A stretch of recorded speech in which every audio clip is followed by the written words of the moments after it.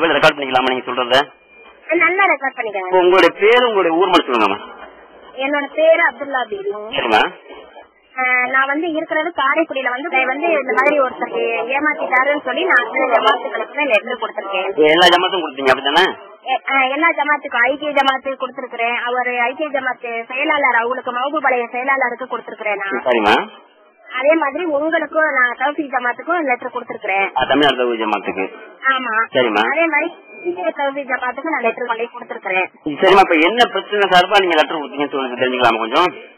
அதாவது என்னை வந்து நான் வந்து 3 கல்யாணம் ஆகி 3 பிள்ளை இருக்குங்கன்னு. சரிம்மா. அது வந்து என்னை வந்து இன்னொரு கல்யாணம் ஆகாதவர் அப்துல்லாங்கிறவர் ஜீவா நகரை சேர்ந்தவர் என்னை கல்யாணம் பண்ணிக்கிறேன்னு சொல்லி எனக்கு வாக்கு கொடுத்தாரு. சரிம்மா. வாக்கு கொடுத்து என்னை வந்து இந்த மாதிரி ஏத்துக்கிறேன் அப்படின்னு சொல்லி பல ஆதாரங்கள் எனக்கு நிறைய கொடுத்திருக்காரு. ரிஜிஸ்டர் மேரேஜ் மாதிரி பண்ணிருக்காரு, ஒப்பந்த பத்திரம் போட்டிருக்காரு. சரிம்மா. எல்லாமே பண்ணிருக்காரு. அதுக்கப்புறம் அவர் வெளிநாடு போயிட்டு எனக்கு வந்து குடும்பமாவே நான் கடை வச்சிருந்ததை எடுத்துட்டு குடும்பமாவே இருக்கணும்னு சொல்லி எனக்கு பணம் எல்லாம் அனுப்பி என்னை வந்து நல்லா வச்சிருக்காரு. அவர் வச்சிருந்தாரு ஜனவரி மாசம் வரைக்கும். சரிம்மா.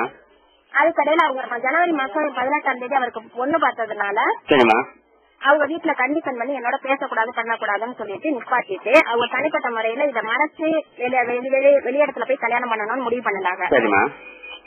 இது வந்து அவரே தான் எனக்கு சொன்னாரு. அப்துல்லாங்கிறவர் என்னை ஏத்துக்கிட்டவர் தான் எனக்கு சொன்னாரு. சொல்லி என்னை ஒதுங்கிக்க சொல்லி என்னை சொன்னாங்க. அதை நான் ஒதுங்கிக்க முடியாதுன்னு சொல்லிட்டு நான் எல்லா இடத்துக்கும் இந்த மாதிரி லெட்டர் கொடுத்து அவருக்கு தயவு செஞ்சு கல்யாணம் முடிக்கிறதுக்கு லெட்டர் கொடுக்காதீங்க, ஜமாத்து லெட்டர் கொடுக்காதீங்க, எனக்கு ஒரு முடிவு தெரிகிற வரையும் அந்த பிரச்சனை முடிகிற வரைக்கும் ஜமாத்து லெட்டர் கொடுக்காதீங்கன்னு நான் எல்லா இடத்துக்கும். இப்ப என்ன பிரச்சனைனாக்கா நீங்க இந்த இந்திய தௌஹீத் ஜமாத் இருக்காங்கல்ல, ஆமாங்க, அவங்க வந்து என்னை கூப்பிட்டு விட்டு பேசுறாங்க. நான் கேட்கறது கொஞ்சம் பேர் சொல்லுங்க. இந்திய தௌஹீத் ஜமாத்ல போய் நீங்க என்ன பேசுறீங்க, அவங்க என்ன கேட்டாங்க அதை மட்டும் சொல்லுங்க. அவங்ககிட்ட நான் விவரம் போன்ல தெரியப்படுத்தினேன். நான் லெட்டர் கொண்டாந்து தர்றேன், அதுக்கடையில நீங்க லெட்டர் எதுவும் கொடுத்துறாதீங்கன்னு சொல்லி நான் போன்ல பேசினேன் அவங்க தலைவர்கிட்ட. அப்ப அவங்க வந்து நேர்ல வந்து என்கிட்ட பேசுமான்னு சொல்லி கூப்பிட்டு விட்டாங்க.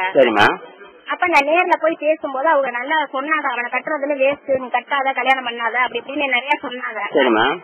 சொன்னதை நான் ஒத்துக்க மாட்டேன். எனக்கு வந்து நிக்கா பண்ணிட்டு அவர் தலா கூட பண்ணிட்டு போட்டு என்னை அசிங்கப்படுத்தினதுக்கு, ஆனா நான் பண்ணாம விட மாட்டேன்னு சொல்லி நான் கொஞ்சம் பேசினேன் அவங்ககிட்ட. தலைவருடைய பேர் தெரிஞ்சுக்கலாமா? முகமது அவங்க பேரு. அவருடைய பேர் முகமது. அவர் வந்து உங்ககிட்ட என்ன கேட்டாரு? அவங்க வந்து என்ன கேட்டாங்கன்னா, அவன் வந்து அவன் கல்யாணம் பண்ணாதே உன்னை ஏத்துக்கிறதுங்கிறத அவங்க குடும்பத்துல ஒத்துக்க மாட்டாங்க, அதனால அவங்க குடுக்கற பணத்தை வாங்கி தர்றோம், நீங்க அதை வாங்கிக்கிட்டு நீ எப்பவும் போல பிள்ளைகளை வச்சு காப்பாத்திக்கமா அப்படின்னு சொல்லி சொன்னாங்க. அதை நான் ஒத்துக்க மாட்டேன். எனக்கு பணத்துக்காக நான் அவர்கிட்ட நான் எதுவும் கேட்கல. அவர் எனக்கு வாழ்க்கை தர்றேன்னு எனக்கு வாக்கு கொடுத்தாங்க. கண்டிப்பா கட்ட பஞ்சாயத்துன்னு சொல்ல முடியாது. உட்கார வச்சு என்னை கேட்டது 2 பேர் கேட்டாங்க. தௌஹீத் ஜமாத்ல வந்து அந்த முகமதுங்கிறவரும் இன்னொருத்தவங்க மாப்பிள்ளையோட பெரியத்தா ஒருத்தர். இப்ப நீங்க தமிழ்நாடு தௌஹீத் ஜமாத்துக்கு நீங்க கொடுத்த லெட்டர்ல வந்து ஒரு வார்த்தை நீங்க மென்ஷன் பண்ணிருக்கீங்க. ஒரு என்ன பார்த்து ஒரு தப்பான வார்த்தை கேட்டாங்க அப்படி நீங்க சொல்லிருக்கீங்கல்ல? ஆமா, அது கண்டிப்பா அவங்க என்ன கேட்டாங்க. எப்படி கேட்டாங்கன்னா, இந்த மாதிரி பணத்தை கொடுக்கணும், நீ வாங்கிட்டு போன்னு சொல்லி என்னை சொன்னாங்க. நான் பணம் வாங்கிக்க மாட்டேன், எனக்கு அவர் வாழ்க்கை தரேன்னு சொல்லியிருக்காரு, வாழ்க்கை தரணும்னு சொல்லி நான் கேட்டேன். கேட்கும்போது அவன் உனக்கு அவங்க குடும்பத்துல இருந்து உனக்கு வாழ்க்கை தர விட மாட்டாங்க, அதனால ஓன் தரத்துக்கு ஏற்ற மாதிரி நாங்க வந்து மாப்பிள்ளை பார்த்து நாங்க கல்யாணம் பண்ணி தர்றோம், நீங்க பண்ணிட்டு போ, நீ உடம்பு சுகத்துக்காக அவனை எதிர்பார்த்தேன்னா நாங்க மாப்பிள்ளை தர்றோம் அப்படிங்கிற வார்த்தையை சொல்லும் போது எனக்கு ரொம்ப மனசுக்கு வேதனையா இருந்து அவங்களுக்கு முன்னாலேயே நான் அழுதுட்டு வந்துட்டேன். நான் உடம்பு சுகத்துக்காக எந்த மாப்பிள்ளையும் நான் தேடி போகல. எனக்கு வந்து அவர் வாழ்க்கை தரேன்னு சொல்லி பல ஆதாரங்கள் கொடுத்ததுனாலதான் நான் அவரை வந்து நான் இந்த அளவுக்கு நான் போராடிட்டு இருக்கேன், நான் உடம்பு சுகத்துக்காக நான் போராடல அப்படிங்கறத அவட தெளிவா பேசிட்டு வந்தேன். இந்த வார்த்தை அவர் கேட்டது பிறகு நீங்க வந்து தமிழ்நாடு தௌஹீத் ஜமாத்துக்கு வந்து நீங்க ஒரு கடிதம் கொடுத்துருக்கீங்க.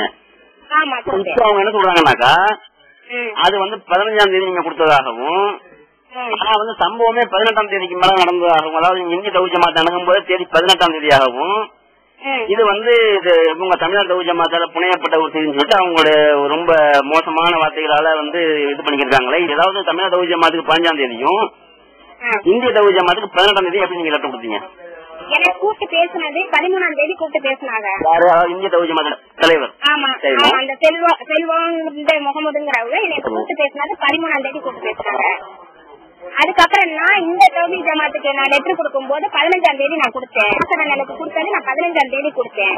அதுக்கப்புறம் அந்த முகமதுங்கிறவங்க என் நம்பர் அவங்ககிட்ட இருந்ததுனால போன் பண்ணி என்கிட்ட மறுபடியும் பேசினாங்க. பேசிட்டு நீ வந்து எனக்கு உன் கைப்பட ஒரு லெட்டர் கொடுமா அப்படின்னு சொல்லி கேட்டாங்க. கேட்கும் போது 18ஆம் தேதி இருக்குன்னு நினைக்கிறேன். ஆனா எனக்கு கன்ஃபார்மா சொல்ல தெரியல, எனக்கு அதோட கரெக்ட் என்கிட்ட இருக்குது. தமிழ்நாடு தௌஹீத் ஜமாத்துக்கு நீங்க லெட்டர் கொடுத்த பிறகு அவங்க லெட்டர் கேட்டாங்க அப்படித்தானே? ஆமா, அதுக்கு அடுத்த நாள், அதுக்கு 2வது நாள் என்கிட்ட கேட்டாங்க. ஆனா வந்து இந்த சம்பவம் வந்து இதுக்கு முன்னாடி நடந்துட்டு அப்படித்தானே? ஆமா, அதுக்கு முன்னாலே, அதாவது 13ஆம் தேதி என்னை கூப்பிட்டு பேசினாங்க. 15ஆம் தேதி நான் வந்து இந்திய தௌஹீத் ஜமாத் இது தமிழ்நாடு தௌஹீத் ஜமாத்துக்கு நான் லெட்டர் கொடுத்தேன்.